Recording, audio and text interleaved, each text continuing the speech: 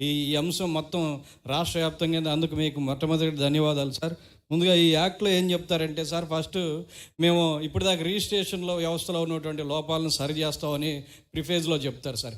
కానీ యాక్ట్లో సెక్షన్ 26కి వచ్చేటప్పటికి గవర్నమెంట్ సెక్షన్ 26లో లాంగ్వేజ్ ఒకసారి చూడండి సార్. చెప్పండి సార్ రమేష్ గారు. 26లో ప్రభుత్వం భూమిని 26లో ప్రభుత్వం అక్వైర్ చేయొచ్చు, డిస్పోజ్ చేయొచ్చు, హోల్డ్ చేయొచ్చు. ఎవరు భూమిని హోల్డ్ చేస్తారండి? మీ యాక్ట్ ఏంటి? మేము రిజిస్ట్రేషన్ వ్యవస్థలో ఉన్న లోపాలని సరిదిద్దుతామని చెప్తారు. కానీ 26లో ఏం చెప్తున్నాం? ఇది నీకు ఉన్నటువంటి ఆబ్జెక్ట్కి వ్యతిరేకం. ప్రభుత్వం అంట ఈ land titling office authority acquire, hold, dispose. ప్రభుత్వ ఆస్తుల్ని లాక్కోవచ్చు, దగ్గర పెట్టుకోవచ్చు, అమ్ముకోవచ్చు కార్పొరేట్ కంపెనీలకి. ఇది నువ్వు చెప్పినటువంటి ఆబ్జెక్ట్ వేరు. ఇంకా ఆబ్జెక్టివ్లో ఈ చెప్తారు సార్. ఆబ్జెక్టివ్ ఈ చూడండి sir. To provide special అడ్జుడికేటరీ authority effective and speedy resolution dispute. ఒక ఆదర్శవంతమైన న్యాయ వ్యవస్థని ఏర్పాటు చేస్తారంట. ఈ న్యాయ వ్యవస్థనే భారత రాజ్యాంగం స్వతంత్ర ప్రతిపత్తి కలిగిందయ్యా అని భారత రాజ్యాంగం ఎప్పుడు ఏర్పాటు చేసింది. కానీ ఇక్కడ ఆంధ్రప్రదేశ్ రాష్ట్ర ప్రభుత్వం ఈ ప్రకారం ఒక ఆదర్శవంతమైనటువంటి న్యాయ వ్యవస్థను ఏర్పాటు చేస్తుందంట. అందుట్లో ఎవడో లా చదువుకోవాల్సిన పని లేదు, లాయర్ ఉండడు. ఈ సార్ ఆబ్జెక్ట్లో first page sir, first page ఈ ఆబ్జెక్టివ్లో ఈ సార్. తెలుగులో చదువన్నా, చాలా వివరంగా ఉంది కోటేశ్వరరావు అన్న. తెలుగులో చదువు, తెలుగులో చాలా చక్కగా ఉంది. ఈ అదే ఈ శాసనమును అమలు చేయటంలో ఎదురయ్యే వివాదములు సత్వర పరిష్కారానికి ప్రత్యేకంగా సమర్థవంతమైన న్యాయ నిర్ణయ ప్రాధికార సంస్థను ఏర్పాటు చేయడానికి వీలవుతుంది. ఒక సమర్థవంతమైన న్యాయ వ్యవస్థ అంట. కానీ ఎక్కడ లా చదువుకున్న వాళ్ళు ఉండరంట దీంట్లో సార్.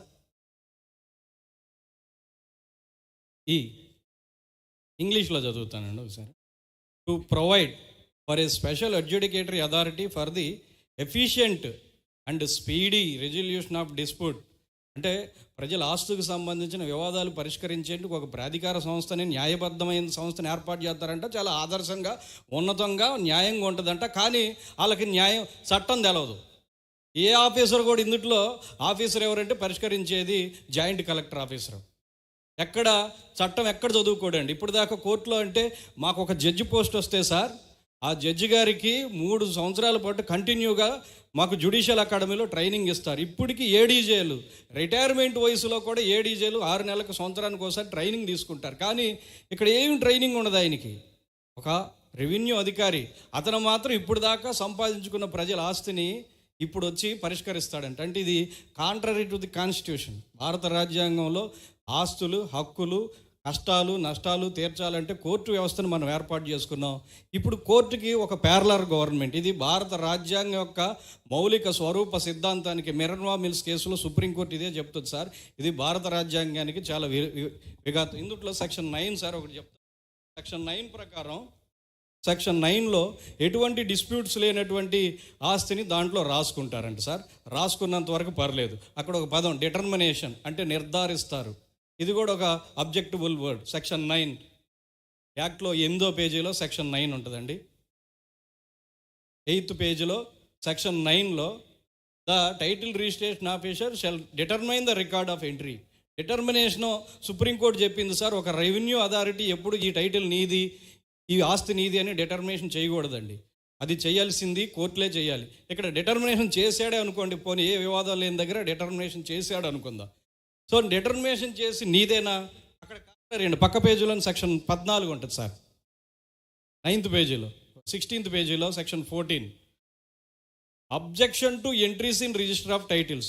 ఈ 9 అనేదండి అబ్జెక్షన్ లేనిది. ఆ 9 ప్రకారం ఎంట్రీ చేసుకున్న దాంట్లో ఎవరన్నా ఒక దారిని పోయే దానయ్య, అదే కోర్టుకి అనుకోండి సార్, నేను ఈ జనసేన పార్టీ ఆఫీసుని వివాదం చేయాలనుకుంటే సోముకృష్ణమూర్తి గారు లాయర్ దగ్గరికి వెళ్ళి ఈ భూమి ఎంతైతే మన సర్టిఫికేట్ తెచ్చుకొని వాల్యూ, దాని ప్రకారం కోర్టుకు ఫీజు కట్టి లాయర్ని పెట్టుకొని వివాదం చేయాలండి. ఇక్కడ ఏం లేదు, దారిని పోయే దానయ్య చిత్తు కాగితం మీద, చెత్త కాగితం మీద తీసుకెళ్ళి ఇది పవన్ కళ్యాణ్ గారి భూమి కాదు నాది అంటే కనుక మీకు దీని మీద హక్కు కోల్పోతారు. ఎప్పటికి తేల్చుకోవాలో తెలియదు. అంటే ప్రజల ఆస్తి ఏమైపోద్దంటే త్రిశంకు స్వర్గంలో అయిపోద్ది. ఈ సెక్షన్ 9లో రాసినటువంటి క్లియర్ టైటిల్కి సెక్షన్ 4లో వివాదం చేయడానికి 2 సంవత్సరాలు టైం పెట్టారు సార్. 2 సంవత్సరాల లోపు క్లియర్గా ఉన్న టైటిల్లో ఏ దారిని పోయే దానయ్య రాయి వేసినా వివాదాల్లో పడిపోద్ది.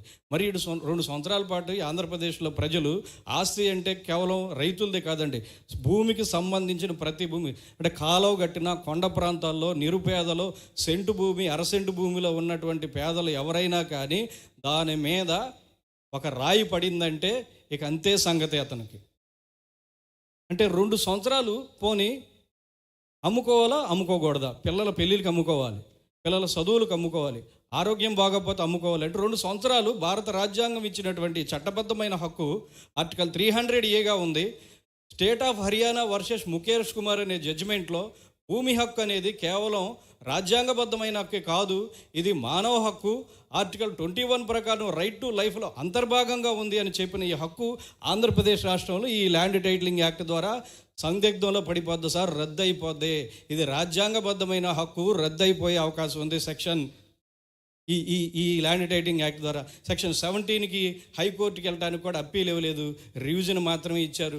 నీతి ఆయోగాలు కొంత నీతిగానే హైకోర్టుకి అప్పీల్ ఇచ్చారు, ఇక్కడ దాన్ని తీసేసి 17లో రివిజన్ ఇచ్చారండి. ఇది ప్రజలకు న్యాయాన్ని దూరం చేయడం. 18 సార్, 18 అయితే దారుణం. 18 4 11వ పేజీలో ఉంటుందండి. Section 18 compulsory intimation of civil suits and అపీల్స్లో ఈ పక్కన పేజీలో 11వ పేజీలో ఉంటుంది.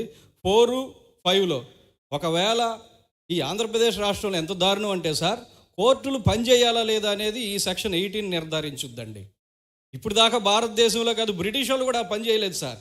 బ్రిటిష్ వాళ్ళు కూడా 1803కి చిన్న రెవెన్యూ ఫంక్షన్స్ ఏమైనా ఉంటే, కాదయ్యా మనం ఎవిడెన్స్ యాక్ట్ రాసుకున్నాము, సిపిసి 1908లో రాసుకున్నాం కాబట్టి రెవెన్యూ అథారిటీస్ మీరు ఆస్తులు ఒకవేళ పన్ను కట్టకపోతే జప్తు చేసే అధికారం కూడా మీకు లేదని కోర్టులు పెట్టారు బ్రిటిష్ వాళ్ళు కూడా. కానీ ఆంధ్రప్రదేశ్ గవర్నమెంట్ ఏం చేస్తుందంటే రాజ్యాంగం కల్పించిన రాజ్యాంగం ద్వారా ఏర్పడిన కోర్టు అంటే మామూలు జూనియర్ సివిల్ కోర్టు కాదు సార్, సుప్రీంకోర్టు దాకా రాశారు. దాంట్లో సుప్రీంకోర్టు దాకా కూడా ఇతను ఒక సర్టిఫికేట్ ఇస్తాడు, అయ్యా నా సంబంధించిన పలానా కేసు కోర్టులో ఉందని.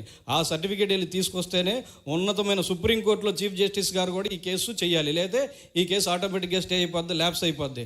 లేదు తర్వాత ఏమైపోద్ది, ఒకవేళ ఈయన తీసుకెళ్ళలేదు, సర్టిఫికేట్ ఇవ్వలేదు అనుకోండి, ఏమైపోద్ది అంటే అది ఇక్కడ పనిచేయదు, ఇది అక్కడ అన్ఎగ్జిక్యూటబుల్ అని అన్ఎన్ఫోర్సబుల్ అని రాసేసారండి. దాంట్లో ఎంత దుర్మార్గంగా బ్రిటిష్ వాళ్ళు కూడా రాయలేదు అసలు.